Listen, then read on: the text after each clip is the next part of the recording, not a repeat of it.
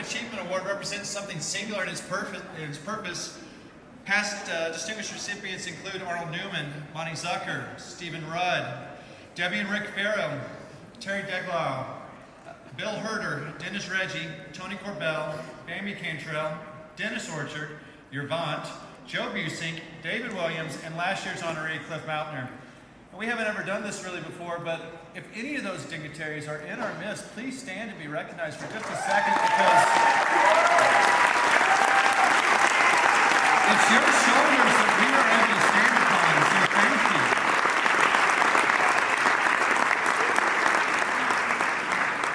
you. Jason Group has said the foundation selection process is someone who has served WPPI for many years and is a great educator and a positive force within this industry. We like to look at what that person does, not only for WPPI, but on a yearly basis as well. To me, there is no greater honor than by your peers. Tonight, this year's honoree became a triple master of WPPI. And with their previous Grand Award wins, it's only a matter of time before they join those ranks of the Grand Masters. They have the accolades of Master Photographer and Craftsman through PPA, as well as Diamond Photographer of the Year. And I suggest to you that they would say that none of that matters. What really matters to them is the love that they share with their children and their cherished friends. Their greatest achievements are not what they've accomplished, but what they've helped other people do. And it's not in their nature to talk about themselves, so let me do it real quickly and give you some highlights of their career. They studied first to be a painter, and that's where they made that connection with photography. They did it by shooting their reference art. By 1974, they accepted a staff position at a place called DTS, and over the next 10 years, they refined their technique and their craft. Freelance in the evenings, they started their first studio, aptly called the Image Factory. And then after becoming a partner in an advertising firm, by 1983, he relaunched his newly named studio as Edmonson and Father Photography.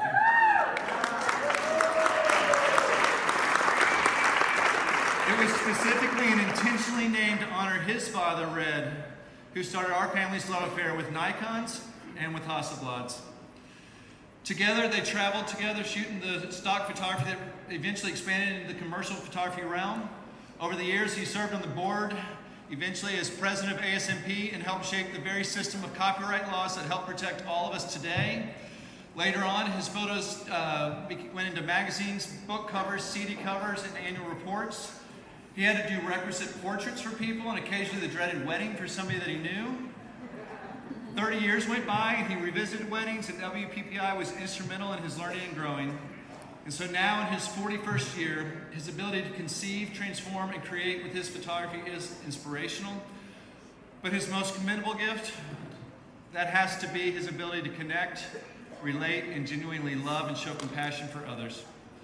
Most people spend the first half of their life searching for success, and if we're lucky, we spend the remainder searching for significance. Not my father. His biggest investment has been in the place in the lives of those around him. And Dad, these are the words that your loved ones have had to say about you. It's kind, it's giving, it's loving.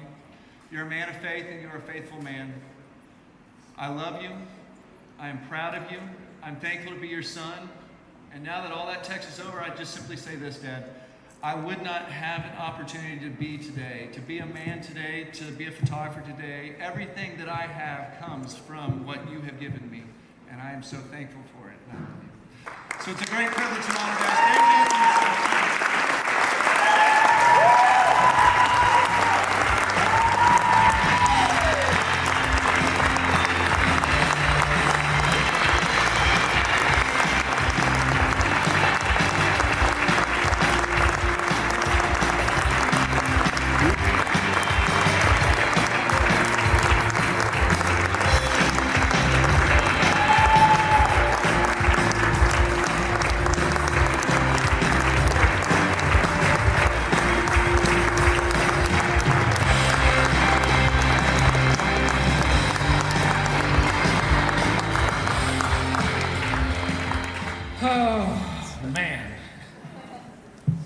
Thank you.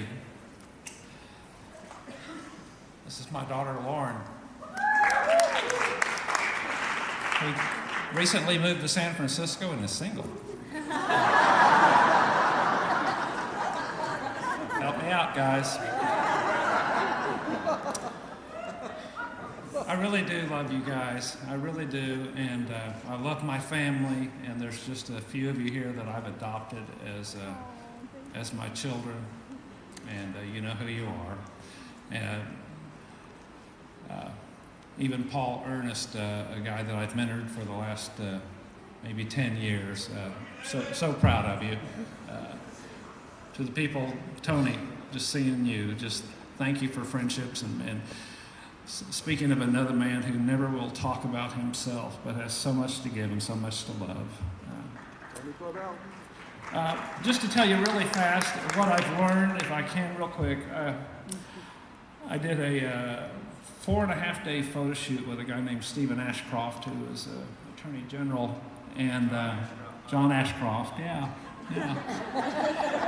And the next week they flew me to Washington, D.C. to shoot a magazine cover for him. And when I walked in, after spending 4.5 days with him the last week, he shook my hand and said, "So good to meet you." And I thought, can I be insulted by that? Here's the cool thing. We as photographers, we fly under the radar. And people have their defenses down. And that's a blessing. Because if I was trying to have a meeting with John Ashcroft, I'd never do it on my own. But because I was a photographer, our job is to love people and to have influence in the world. Our excuse is we have a camera. Thank you.